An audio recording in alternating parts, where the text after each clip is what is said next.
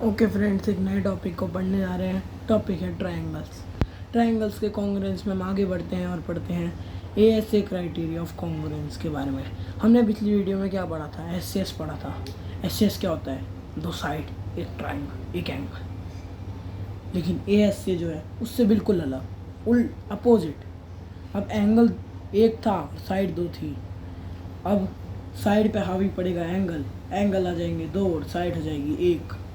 तो इस बार एएसए में क्या होता है? दो एंगल होते हैं और एक साइड होती है सिर्फ। तो एएसए के side that if the two angles and the side between them is equals to the two angles and the side between them, the triangles will be congruent. अब जैसे कि एससीएस में क्या होता है? दो साइड्स के बीच में एक एंगल फंस जाता है। लेकिन एएसए में क्या होता है? उसका उल्टा होता है। दो एंगल एक साइड को बीच में फंसा के उसको मारते हैं, एक तरीके से लगा लीजिए। एससीएस में क्या होता था? एसएएस था तो दो साइड्स के बीच में एक एंगल फंस जाता था बेचारा। अब इसमें क्या था? बेचारी साइड बन जाएगी, दो एंगल फंसा देंगे साइड को। बस वही होता है कि एक ट्रायंगल की दो एंगल और उसके बीच की साइड जो है दूसरे ट्रायंगल की दो एंगल और उसके बीच के साइड के बराबर है। अब देखो, मैंने लिख भी रखा है कि ABC एक ट्रायंगल है, PQR एक ट्रायंगल है। मैंने पहले दोस्तों गलत लिख दिया था, मैंने ABC लिख दिया था और यहाँ पे एंगल B को एंगल B के बराबर, एंगल BC को BC के बराबर कर दिया था। देखो वो क्या है ना, मेरा छोटा भाई है ना जो घूमता रहता है, उसके चक्कर में मेरा है ना जो फोकस था ना वो थोड़ा ख़राब हो गया था, इसलिए मैंने ना थोड़ी गलती कर दी इसमें। लेकिन कोई बात नहीं, चलो अब अपने मुद्दे पे आते हैं। ठीक है, angle B is equals to angle Q, BC is equals to QR और angle C is equals to angle R। तो ये सब एक दूसरे के बराबर हो गए, बराबर है ना, क्योंकि ये 70, ये भी 70, ये भी 70, ये 75 सेंटीमीटर 5 से। अब बीच के दो एंगल हैं, अब दो एंगलों के बीच में साइड जो फंसी हुई है उसमें भी दो एंगल्स के बीच में साइड फंसी हुई है, एक दूसरे के बराबर है ना, तो इसलिए जो है कॉन्ग्रुएंट हो गया। अब चाहे तो मैं ये एंगल P एंगल Q के बीच में PQ भी फंस सकता था, एंगल P और एंगल R के बीच में PR भी फंस सकता था, तब भी कॉन्ग्रुएंट हो जाते हैं। बस अब एक एग्जाम्पल देख लेते हैं छोटा सा, फटाफट करते हैं हम अपना काम, टाइम नहीं लगाते हम। अब आपको, मेरे को लगता है समझ में तो आ ही गया होगा ये ऐसे। हाँ, इतना टफ तो था भी नहीं, छोटा सा टॉपिक था। और ये तो हमारे भाई हाथ का खेल है, हम सब तो बड़ा अच्छा करते हैं, काम तो बढ़िया करते हैं। अब देखो मैंने क्या लिखा है। अब हमें क्या करना है? जो ट्राइंगल AGH है ना और BGH है उसे कॉन्ग्रुएंट प्रूफ करना है। बाय द हेल हम ये कि ASA क्राइटेरिया ऑफ कॉन्ग्रुएंस का टॉपिक है, तो मैं इससे ASA से प्रूफ करूँगा। ASA का एग्जांपल है, दो पैरेलल लाइन क्या, QR PQ, एक ट्रांसवर्सल लाइन जा रही है L। अब ये देखो बाइसेक्टर जो है यहाँ का, ये जो G है इसका बाइसेक्टर क्या है? ये, और ये H का बाइसेक्टर जो है मिलता कहाँ पे? A पे। अब G और H का एक और बाइसेक्टर जो उस साइड में है वो है B, वहाँ पे B में मिलता है। अब हमें क्या है, इसे वो कॉन्ग्रुएंस प्रूफ करना है। चलो कर लेते हैं फटाफट। अब मैं लिखता हूँ। अब देखो हम उसमें अगर आप देखें ना इसमें, तो आप देखेंगे कि ये जो GH है ना ये दोनों में कॉमन है। तो सबसे पहले हम ये लिखते हैं, in triangle AGH and triangle BGH we have, आप सबको दिख रहा है ना?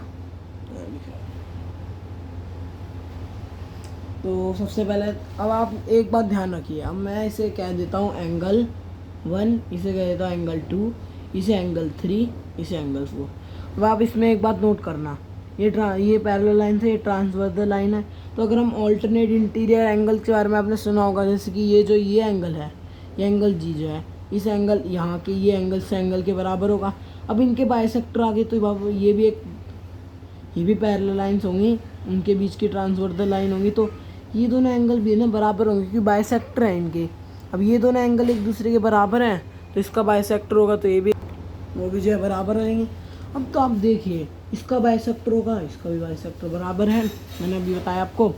तो अब आप ध्यान से देखिए, तो फिर यहाँ पे क्या एंगल 1 है या एंगल 2? तो यहाँ पे अगर हम लिखे हैं कि angle 1 is equals to angle 2, because यहाँ पे मैं ऑल्टरनेट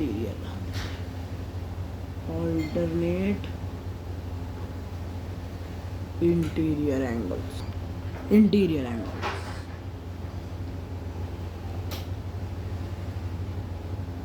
ऑल्टरनेट इंटीरियर एंगल्स, मैं ये दोनों का यहाँ लिख देता हूँ। फिर angle 4 is equals to angle 3, क्योंकि ये देखो दोस्तों, ये एक दूसरे का ऑल्टरनेट होगा, ये एक दूसरे का, ये थोड़ी घिचपिच होगी। अब देखो यार, थ्योरम पढ़ने में तो है ना किसी को मज़ा नहीं आता। मैथ्स लोगों को पसंद ही क्यों है? क्योंकि यार मैथ्स में ना ज़्यादा थ्योरम व्योरम पढ़ने का मन नहीं करता है, एग्जाम्पल होते हैं ना, प्रैक्टिकली काम होता है ज़्यादा। तो इसलिए मैथ साइंस में ये होता है, ज़्यादा पढ़ने वढ़ने का नहीं होता, प्रैक्टिकली काम करते हैं ना, इसलिए लोगों को साइंस मैथ्स पसंद होते हैं। किसी को जो है थ्योरम व्योरम पढ़ा लिखा पढ़ी कहते हैं ना, वो किसी को ज़्यादा पढ़ना पसंद है, मतलब ये ऐसे रीड वीड करना, समझना वरना, ये कुछ लोगों को बहुत पसंद होता है, और ये हमें तो कम पसंद है। मेरे को तो नहीं पसंद ज़्यादा, मेरे को तो भाई प्रैक्टिकली चीज़ें करने में मज़ा आता है। अब ये 2 एंगल हो गए, पता नहीं क्यों ब्लर आ रहा है भाई। तो फिर यहाँ पे है ना जो GH है ना, वो कॉमन है दोनों में। GH क्या है? कॉमन है। अरे यार गलती हो गई, ये GH को यहाँ नीचे लिखना चाहिए था। अरे बात नहीं, गलतियाँ तो सबसे होती हैं, हम इंसान है, गलतियाँ तो हम सबसे ही होती रहती है, क्या करें, इंसान की मेन क्वालिटी यही है।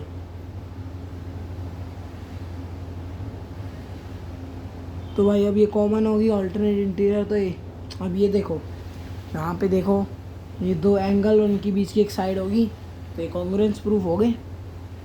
तो by ASA criteria of congruence,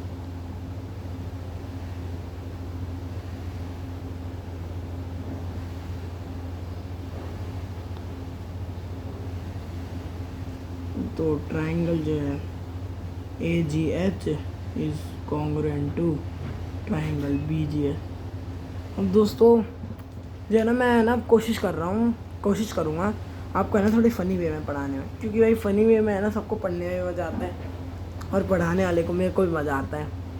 तो इस वीडियो में इतना ही guys, thank you guys for watching the video, and I will see you next time.